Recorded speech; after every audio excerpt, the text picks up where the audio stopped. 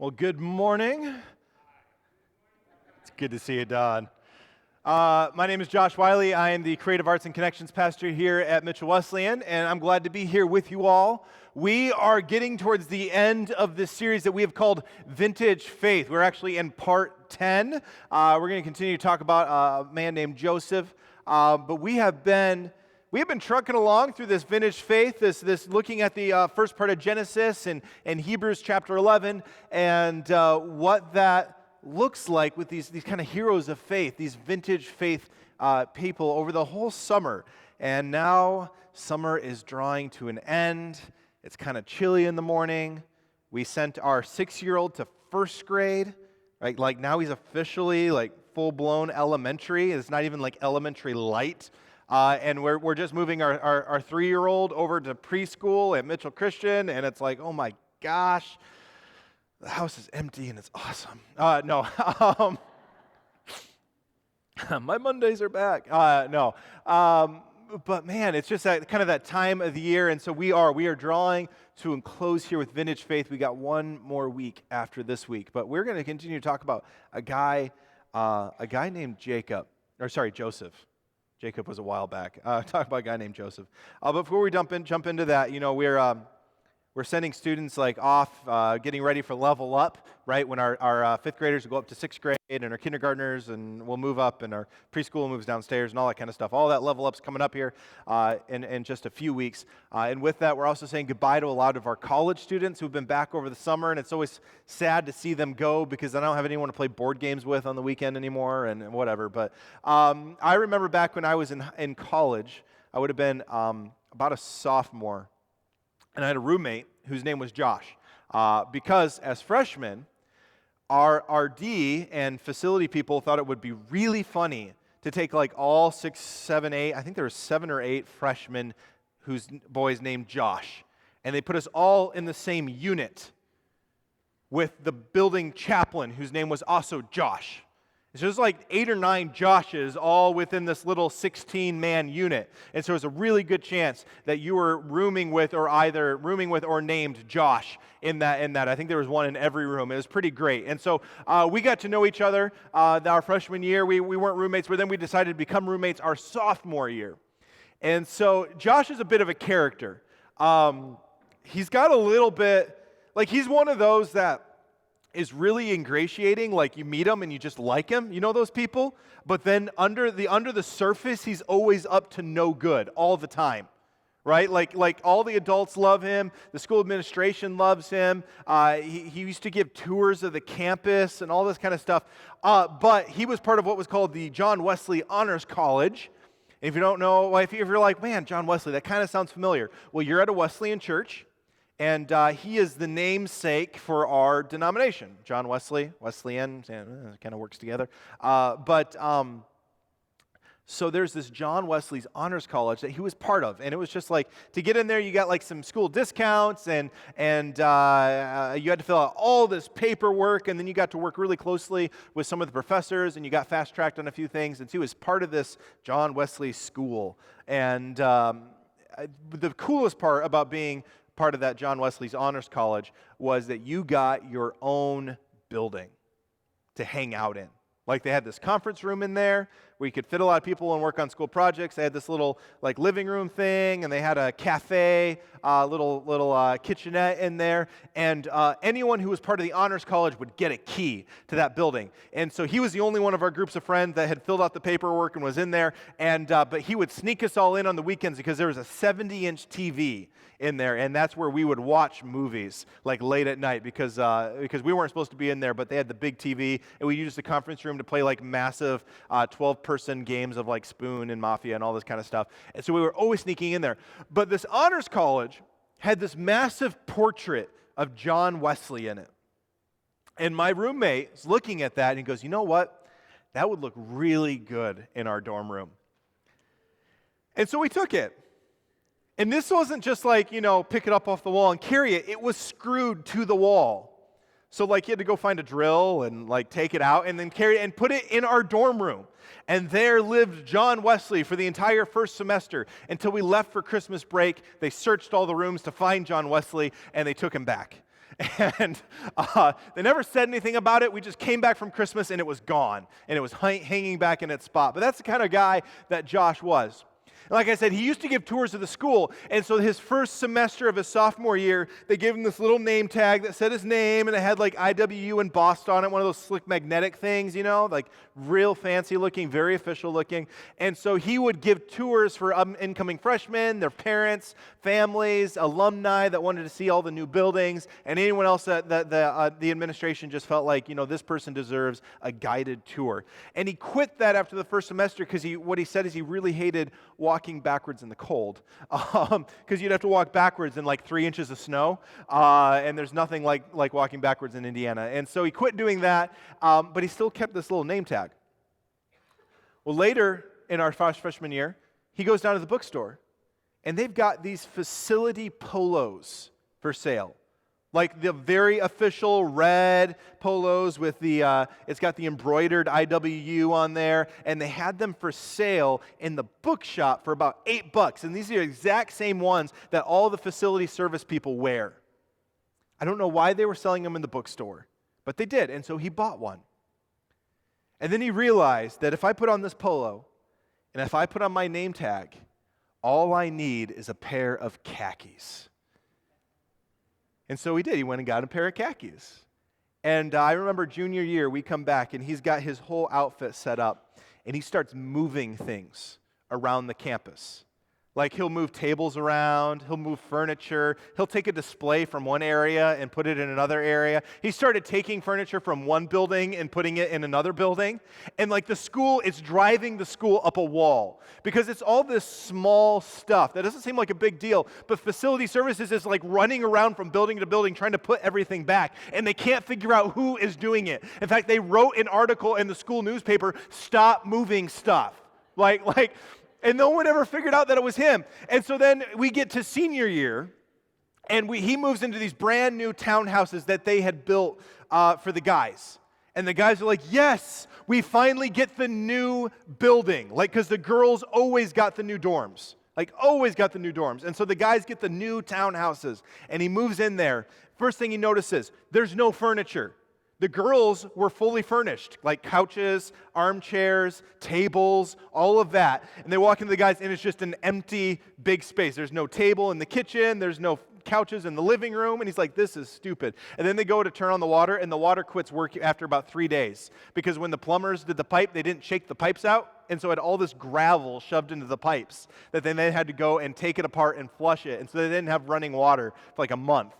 And my friend Josh is just furious about this. He says, enough is enough. And so he puts on his polo, he puts on his name tag, he puts on his khakis, and he goes over to the student center, and he starts dragging couches out of the student center into his townhouse. And people are helping him do it.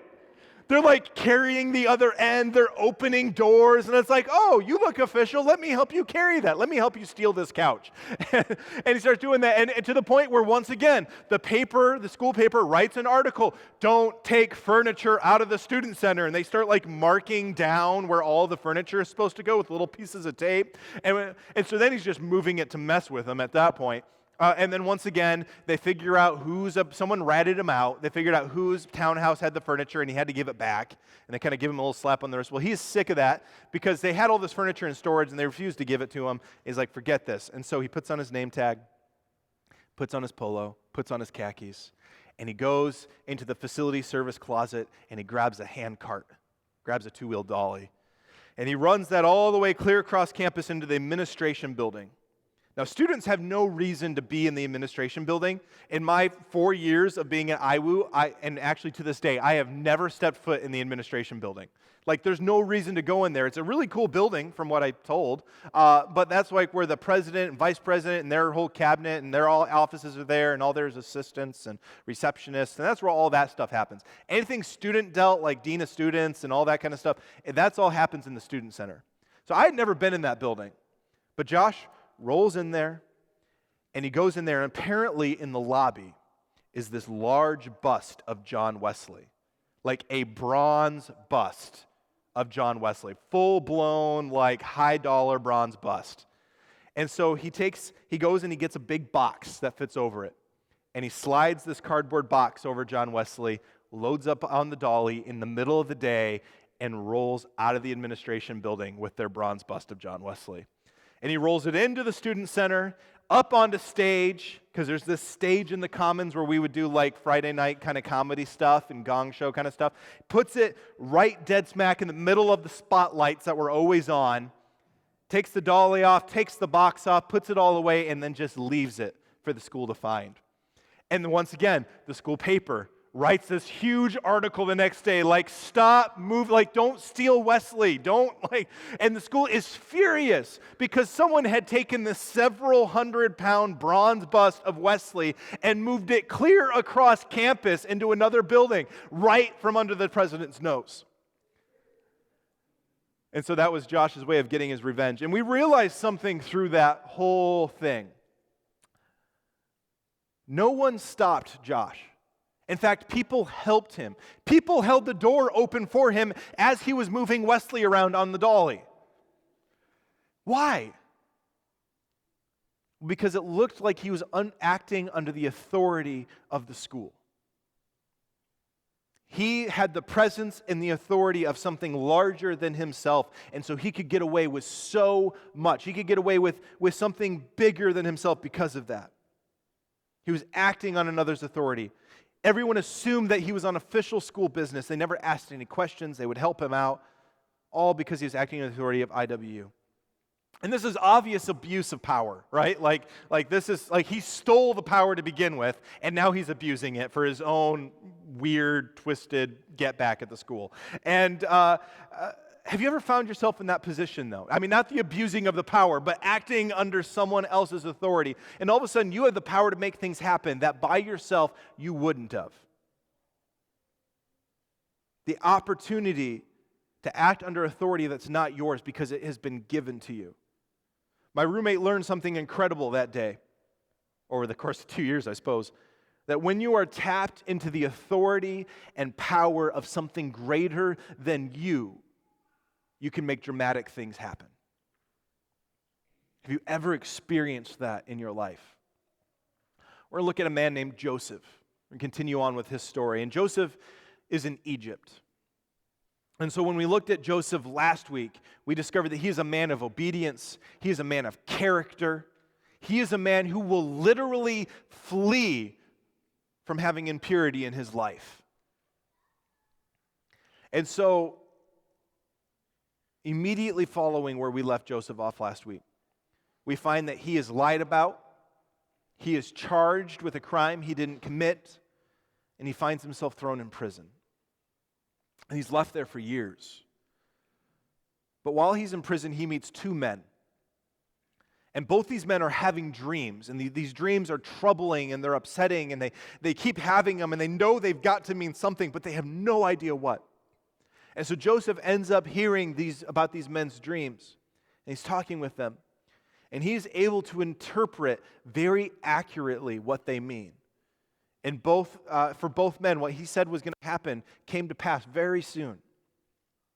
So we fast forward a few years, about 2 years later, Pharaoh of Egypt is having these dreams, and they're troubling him, and they're keeping him up, and they're haunting him, and no one can tell him what they mean. Not his advisors, not his attendants, not his high priest. No one knows what Pharaoh's dreams mean, and it is just like destroying him. I just imagine Pharaoh just like distraught and sleep deprived, trying to figure out what in the world these dreams could mean.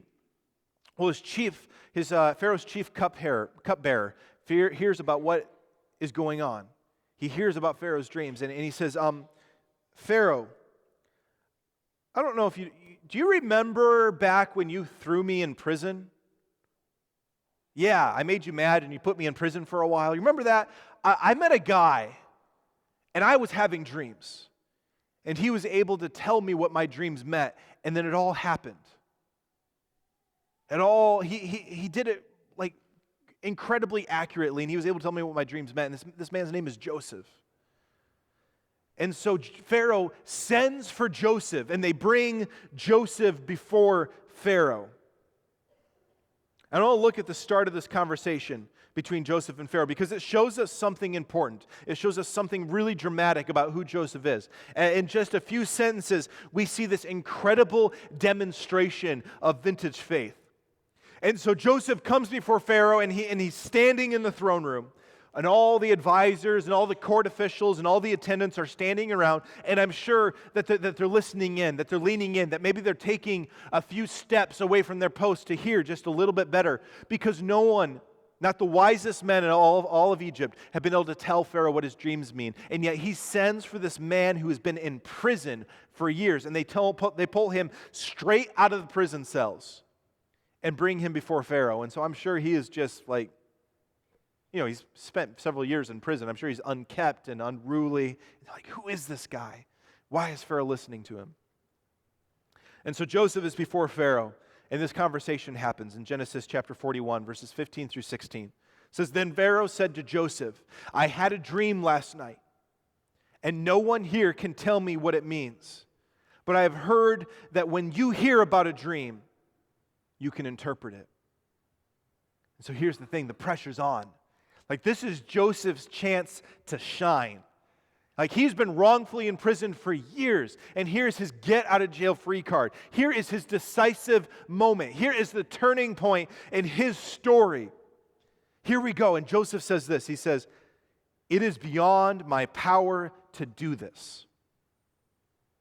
And you literally just seriously, facepalm. Why did you say that?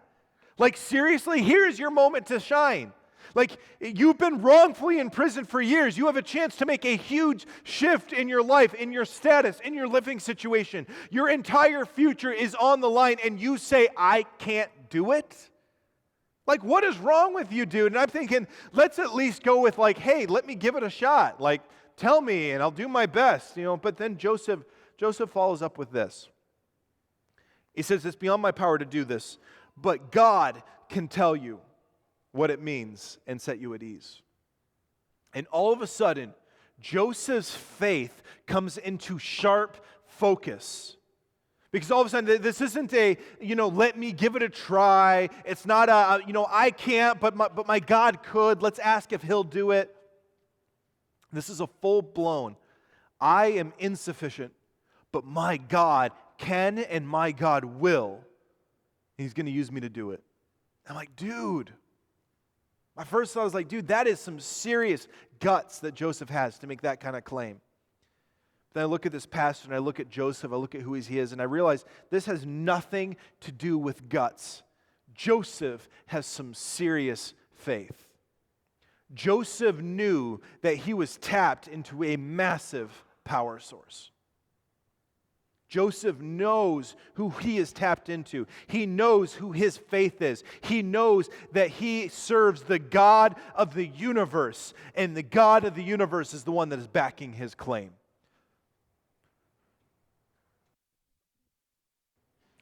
He knows the incredible power and authority that he is representing to Pharaoh because of his God. I remember when I was in high school, I was a kind of a theater geek. I lived in the theater program. I was never one for sports or anything like that, so it was either music, art, or theater. And used to hang out up there, and my wife and her best friend were usually technical assistants or leading the tech crew, and we had this massive light array. And so I used to help when we were getting ready for a show. I would carry light fixtures around and hang them and plug them in. And this isn't nice little sockets. These are the big, 240 volt twist lock things, and you'd connecting into live power all the time. And then you'd go to this massive bank where you would patch all the cable controls. Well, here's the thing, on a modern lighting system, when you patch cable controls, you're patching digital instructions, right? You're telling a computer what to do. And so you can't get hurt in that. We aren't telling a computer what to do. We are literally reconnecting live power lines, main power lines, and reconnecting them around with these quick locks. And so you're dealing with this massive bank of live power and these little 3-foot and 4-foot extension cords. We had a few 6-footers if you had to go from the floor to the ceiling. And then there was this massive power main switch that you would use to turn the whole system on and off. And this thing was huge, and it was hot because this system was like not well maintained. And so it would get hot, and it would spark, and it would arc, and you would flip it, and you would get like, one girl got shocked and ended up on the floor, and another guy, like his arms got burned up using it. Like it was just, why are they letting high schoolers use this thing? I don't know. But what they did is they gave us these big gloves. And so we would put on these big gloves when we were flipping cables around, or especially when we were turning the system on and off, which we had to do before every show, because you would do like these 3-minute warnings. You go chunk, chunk, chunk, chunk, chunk, chunk, 3 minutes, chunk, chunk, chunk, chunk, 2 minutes, chunk, chunk, 1 minute. If you've been to a theater show and they do that beforehand, they click the lights, well, that means there's some guy back there marking this thing. And so they gave us these big gloves to protect us from the electricity. I don't know if anyone has realized what I'm wearing. These are welder's gloves. And I went to Menards looking for the electrician gloves that they gave us. And I'm like, well, these look exactly like them. And I'm like, well, these are just welder's gloves. These don't do anything. I mean, they protect you from burns and they protect you from heat. They don't do anything about electricity. I looked it up on Amazon because I was like, they can't have just given us welder's gloves. And I looked it up on Amazon. Do you know how much a pair of electrician gloves are? They're like $2,000. For something that can handle live power. They're crazy, and they're like certified and all this stuff. They're like $2,000. They did not give us electrician gloves. They gave us welder gloves to protect us from the live power we were dealing with. My school is really, really lucky no one died, because we had one girl like get blown down to the ground, and it was bad. But anyways, and we had to wear these gloves because we were connected into this power source that was bigger than us. We were using a power source that could barely manipulate and control, and it was so beyond us that we couldn't even touch it directly. Like we had to put on at least something. And that's what Joseph realizes. That's the position Joseph is in. Joseph knows that he is plugged into this massive power source. He knows what he is tapped into. And so he can say things like, I can't do it, but my God will. 3 things I want us to see from Joseph. Because there's 3 things I think we can pull from just these 2 verses that are so important. First one is that he gave God the credit. Joseph gave God the credit. He says, God can tell you what it means. Joseph didn't try to make himself look good. He didn't try to take ownership. He didn't use the situation to leverage his position, to leverage his future. But he says 100%, when this happens, it's because God is going to make it happen. It is all Him, none me, all God. I have no part in this. I am nothing but a conduit. I am nothing but the one who is telling you what God is saying. It is 100% God, because this is beyond me. See, Joseph is a man who's got his priorities in order. Think about the humility that shows. The priorities that Joseph has in his life.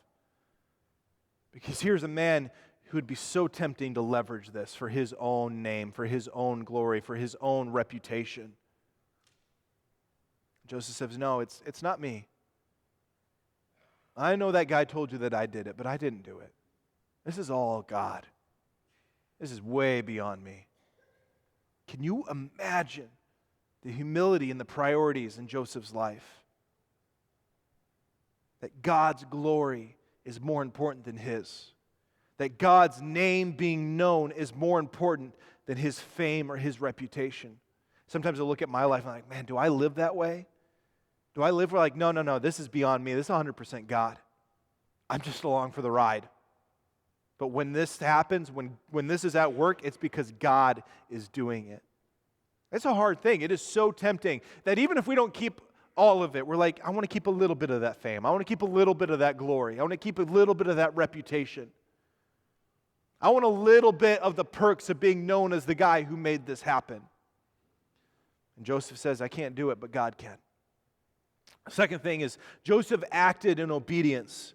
See, he knew This is one of those remarkable things because Joseph knew that God could be honored, God could be glorified, that God could be served in any position that Joseph found himself in. And I think sometimes we're really tempted to just go through life and kind of say, well, God, God has put me here for this reason, or God is putting me through this. And sometimes I think we are challenged, and we are, God does allow us to go through things so that we can grow. But also, I think that sometimes we find ourselves in really painful positions because hurting people hurt people. And that's where Joseph has found himself. He was wrongfully accused, and he was in prison for it because a hurting person hurt him. Sometimes when we find ourselves in painful situations, because we live in a broken world where people hurt. And here's the realization that Joseph has. It doesn't matter what position you find yourself in. It doesn't matter how much pain in life you have found yourself in. God can be served. God can be glorified through it. And so here's Joseph, a man who has spent years wrongfully in prison, who says, you know what? My first priority is to be obedient to God. Wherever I'm at, regardless of my situation, my first call is to be obedient to God. My highest priority is to look for an opportunity to serve, to glorify the name of God, to serve God, to be used by God, to live a life of obedience. And so he did. He acted in obedience. Third thing that we see from Joseph here is that Joseph pushed past his own limits. He starts the whole phrase with, I can't do it. This is beyond me. Joseph accomplished what is way, way, way, way, way beyond himself because he was tapped into the power of God. I think about this earlier this week. I was in my garage and I needed another little workbench thing. I needed some clear space to work on a project. And so I just grabbed some 2x4s and some 4x4 and some plywood, and I just kind of started building a workbench, just like kind of an impromptu one. And so middle of the night, I pull out my power drill, and I've got these like 3.5-inch, 4-inch deck screws, and I just start, driving them through the 2x4 and into the 4x4, just trying to make some bracing. And on the very first one, I get about halfway in, and the drill just like dies. You ever had that happen to you? Like you just get going on a project and it just dies. And it's the most frustrating, infuriating thing. It's like, seriously? You can't even give me one? Like 2 more inches, man. 2 more inches and we can at least get one screw in so this is at least holding together while we charge the battery. Because I have like these old NiCad batteries for my drill. And so I pop that one on the charger and I go grab my spare and I put that in. Well, it's been sitting in a bag for about 9 months and because I haven't been using that set. And so I go and it does like a half a turn. It kind of whines at you. It goes, and then, and it's like, oh, seriously. And so I just start turning the whole drill. Has anyone done that? Like when the battery dies and you're like, seriously, just a little bit, I can do this. And you just start turning the whole thing. And I'm like, I've got screwdrivers. So I go and grab a screwdriver and I start doing that. I'm like blowing my elbow out trying to turn the screwdriver. So I go back to the drill and I'm turning the whole drill because it's got more leverage. And I'm like, this is so stupid. I realized something. The drill was the one building the table, not me. I was just holding the drill, right? All I was doing was holding the piece of equipment so the drill could do all the work. And Joseph realizes that's the kind of position he's in. He can't do this. He's just there to be a conduit, to kind of, speak the what God is saying, but the power to do what needs to be done is beyond him.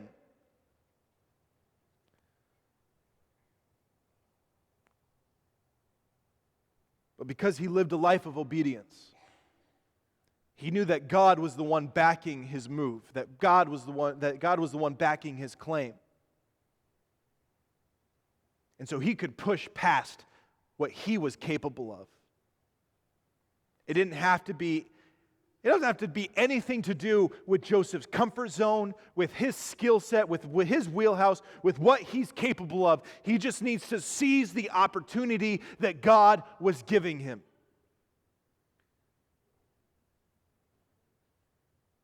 He just had to go where God was taking him. Because in the end, if we live our life only going as far as what we are capable of doing, guess what? God isn't getting to be part of that. But when you take a step of faith out and you do all the preparing you can, you do all the prepping you can, you're like, you know what? When we take this step, it is still way beyond me. And if this works, it's because God is the one making it happen. It's because God is the one backing it. It's because we are plugged into the source. You've got to push past your own limits so that you can step back and say, you know what? That is 100% God. I'm just trying to live an obedient life, but He is the one making this happen. I'm just here for the ride. How often are you kind of like driving the wheels off your faith? You're taking it farther than you can handle because God is the one who's backing it. God is the power behind it. And so on that connection card, in your bulletin, there's 3 things. The first one's going to ask you, are you tapped into the source? Have you taken that step? Are you even tapped in, plugged in to the thing that Joseph is using? Are you connected to the God of the universe? Or have you lived your life trying to do it on your own? Are you connected to the source? Have you made that decision to be connected to Jesus Christ? Because if you haven't, this morning would be a really great opportunity to start that journey. We'd love to know about it. So if that's you this morning, you want to be connected to the source, we'd love to pray for you. We'd love to visit with you. You can just check that on your card. You can drop them in the basket on the way out. Second thing in there is, are you giving God the credit? Are you living a life that glorifies God? Or are you keeping a piece of it for yourself? Are you keeping all of it for yourself? Where's your humility at? Where's your priorities at? What is the most important thing? Are you living a life that gives God the credit? Third thing, are you pushing past your own limits? Are you letting God take you beyond where you are capable or where you are comfortable of going? Because until you are, you will never be any bigger. Your impact will never be any bigger than yourself. But when we give God the credit, when we live a life of obedience and we let Him take us past our limits, remarkable, dramatic things happen. So I want you to take a moment, and wherever you're at in that, I'm going to invite the worship team out. But wherever you're at in that, I want you to check that on that box. And you can just put those in the basket as you as they're passed later. But we're going to worship together. And so we're going to sing this song, and you can take whatever attitude of worship works best for you. If you want to stand, if you want to kneel in your seat, if you want to stay seated, or if you want to come down here and you just need to deal with God here, you're welcome to come up front to the altars. But I just want this to be a moment for you to reflect, for you to pray, and you to discover where God is taking you next.